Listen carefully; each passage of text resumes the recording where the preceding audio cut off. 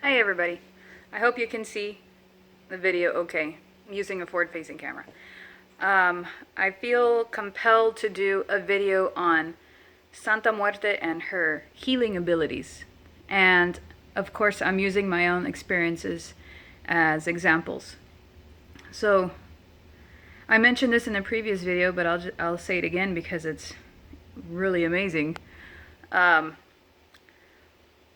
Between the time that I started really petitioning her, working with her, trying to get to know her, I was still smoking.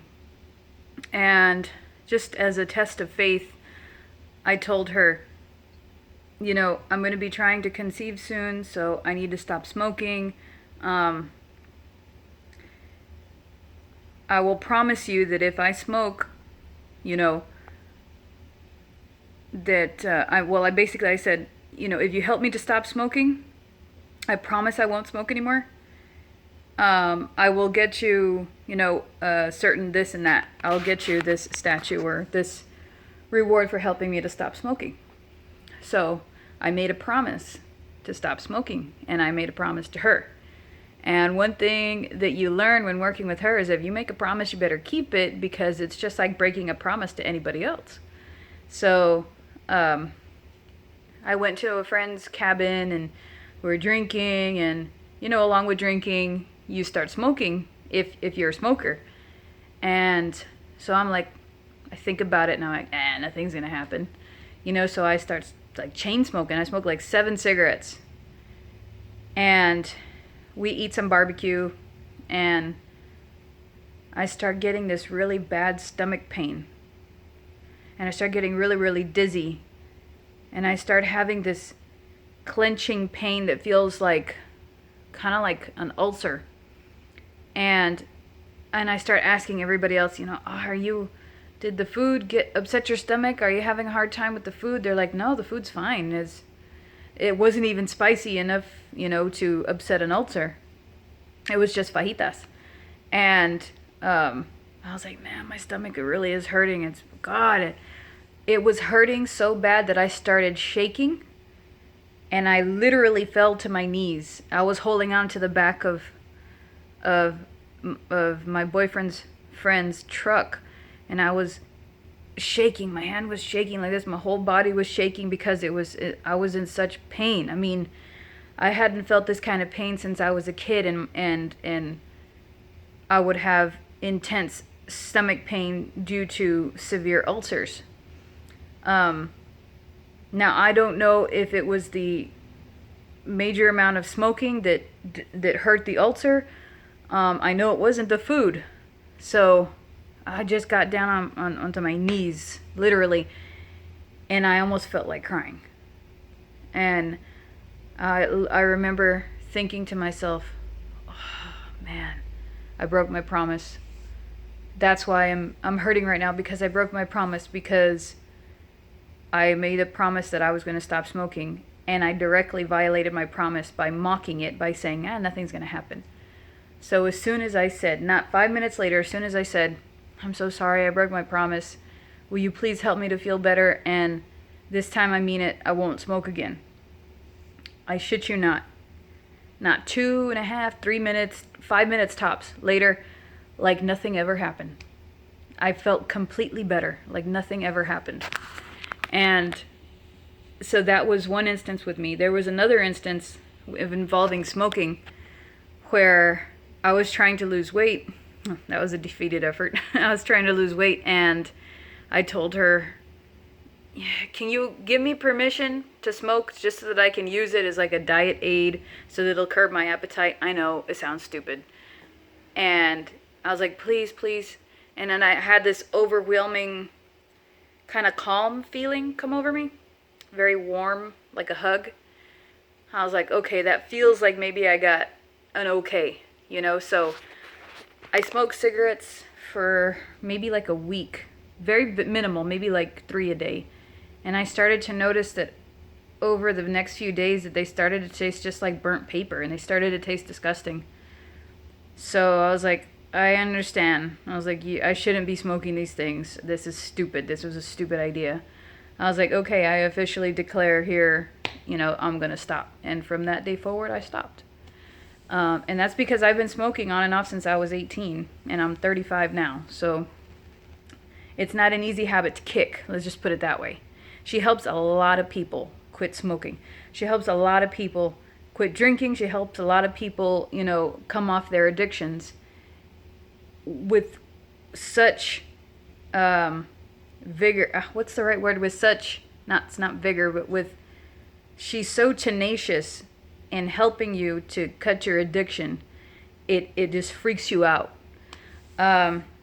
Okay, sicknesses. My mother was sick in the hospital with an insane amount of infections that turned to sepsis. And my mother's got lupus, so she gets sick very often. She has a compromised immune system, so any little thing makes her sick. And she has such scarred lung tissue from countless bouts of pneumonia that she only has like 50% of her lungs working. She's got a bad heart, she's got prosthetics. She's got, fake bones. She's got fake knees. I think she's got a fake wrist. She's got cadaver cervical spine. Two vertebrae are from a cadaver, meaning a body that was a donor. She's had strokes. She's had tumors. She's had cancer. She's had sepsis, I don't know how many times, which is blood poisoning. She's always aching. She's always trembling. She's always in pain. It's on the rare occasion that she's not. So her being sick is not a new situation for me and my family. There was one time recently in particular that she was really, really, really getting really sick, and so I prayed to Santa Muerte, and I gave her a couple of things like apples and drinks, and I said, please help Mom out. Like, I know that we can't change her condition, but she's really bad right now. If you could help her out. Not a day later, all of my mom's infections are gone. My mom doesn't know that, but that's how it happened. And that's because the way the doctors were working with her weren't really helping her at all. They were actually making her worse. So with my son, okay, this happened recently. With my son, I get so worried when there's a potential for him getting a fever that it stresses me the hell out, because I always think about him being in distress.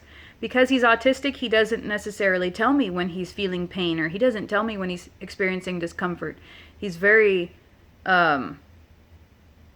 he's really only vocal when it's severe. So I worry about him all the time. It's like a guessing game to try to get him to tell me his ailments. So one time recently, like 2 weeks ago or something like that. No, not even 2 weeks ago. Maybe like a week and a half ago. He wakes up fully congested. And we've changed the filter. There's no extra pet dander or pet fur in here that he's not used to. Everybody's experiencing their regular allergies right around this time. We got fires burning. We got the weather changing because of the hurricanes that were coming in. So he just woke up just fully, congested like this. And he couldn't even breathe in. Nothing. Completely clogged. And so I started to worry. I was like, man, this could lead to a sinus infection. A sinus infection could lead to pneumonia. I'm a worry wart. And I've kind of had to be over the years. And so I was like, please. So I asked her, I was like, please, I will give you, the food choices or the drink choices that you want. Just please help him to not be congested. Please help him. You know how he is. He won't tell me if he's in pain. He won't tell me if he has a sore throat. Next thing I know, he has strep. You know how he is, so please tell me, please help me. Please help him. If I have to trade places with him, I will. Please just help him. So I gave her a couple of things, put it on the altar, and I meant sincerity, from the bottom of my heart. I meant what I said. And the next morning, he wakes up completely bone dry. Like if nothing had happened to him the day before. No elevated temperature, no clamminess, no congestion, no sign of congestion anywhere. It was like it didn't even happen. And then just here a couple of days ago, I noticed that he was feeling very lethargic, because he's a little kid in elementary school. He's going to pick things up from other kids, you know? And I know that. I'm the one who doesn't get sick very often at all. And it's just really weird. Watch, now I'm going to get sick. But he came and he was lethargic and he was, not, you could tell he wasn't feeling good. He just wasn't communicating it. And I was like, oh, here we go again. I was like, rather than going to a doctor and them telling me, here's just some antibiotics and here's some Tylenol or ibuprofen, when it's not totally necessary, I sat down and we prayed together. I gave her some apples and chips and chocolate, and some water.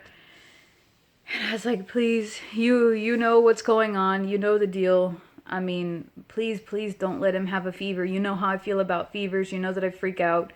And I know he may not think too much of them because, kids don't really feel sorry for themselves the way we do. But just please help him out, and I'll give you these things. Well,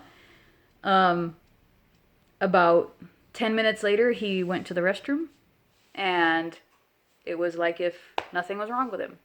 And I mean, when I say lethargic, he was like somebody who'd been working an 18-hour shift and just got home kind of drained. That's what he was like. And then after came out of the bathroom, he was perfectly fine.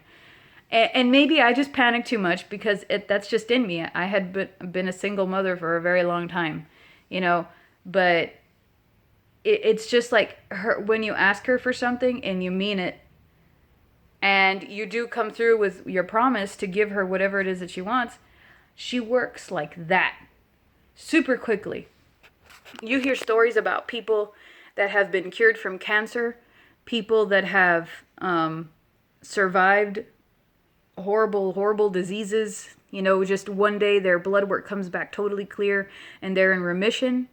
You hear, and then beyond health, you hear about people just receiving some random check in the mail and they're scraping by and they're trying to survive, and then they just get this random money in the mail after they pray to her. And she doesn't, you determine what you give her in return as what you see as fair. Like, if you promise her a statue, I'm sure she doesn't expect it the very next day, but if you forget about it and you just brush her off and you just keep asking her for things and you never give anything back, well, then that's not an equal relationship. And of course, anybody would get upset, So the way I see it is all you have to do is come through with what you promised her, and your relationship should be copacetic. It should be a good give and take situation. And over time, what I've noticed is the longer you have this relationship, the more deeply you feel that connection. Like every time I bring her something to her altar, this feeling of warmth and calm, and it's almost kind of like when you first start smoking a joint, or if you're getting a buzz off of alcohol. It's like a calming feeling comes over me, and it feels kind of warm. And to me, that is my signal that she has happily received whatever I've offered to her. So I'm pretty sure there are a ton of other stories out there. Those are just mine. And I just felt compelled to share those with you. I just got this overwhelming feeling to share those with you so that you know that she's not this evil being that's going to take a family member if you don't come through with a promise. She's not this demon, she's not this horrible deity that the media portrays her to be. She is truly the friend of mankind, in my opinion. She is your friend, and she can become more so long as you decide to develop that relationship with her over time. She is there for you just the same way a family member would be. But like with any situation, if you abuse that relationship, don't expect her to do you any favors, you know? It's not going to be as extreme as like, oh, you know, because you didn't pay her back, you know, you're going to get like punished where there will be blood, you know, kind of thing. It's like, no, the same way that you don't pay somebody back and they get upset with you, it'll probably be a scenario like that. Everybody's different, you know? And it always happens in the most inexplicable type of ways. I mean, it takes a lot of connecting the dots to understand how these situations seem to happen. If you have a logical mind, you're just going to keep questioning and questioning and questioning, and you're never going to understand, how did I get better? How did my family member get better after I prayed? I mean, but assuming that you're a spiritual person, you probably won't question it all too much. But that's what I have for you guys for today. I hope that it was entertaining and informative. But once again, which is something that I say in most of these videos, if you have any questions, I can just go based off my experiences. But there are plenty of groups online, and I have a playlist on my YouTube channel that's called Santa Muerte English, and I'm constantly adding videos to it. So any of y'all that are just English speakers and you want to know a little bit more about her, how to start working with her, certain, you know, spells, healing techniques, more of her history, her temperament, that sort of thing. If you want to know more about that, you can watch my previous videos, or you can watch the videos in that playlist. And like I said, there's also other Facebook groups that you can join too. Most of the information is in Spanish, yes, but the English information is really starting to become more prevalent and get out there, you know, and I think that's exactly how she wants it. I don't think that she's small-minded enough to just want to stick to one language, stick to one race. She is, to me, the helper of mankind. She is mankind's compassion. So that doesn't just stick to one language, you know. Yes, she does have her origins, but it looks as though she's looking to expand. So let's help her do that, okay? So we'll see you guys next time, and I hope you have a good day. Thanks.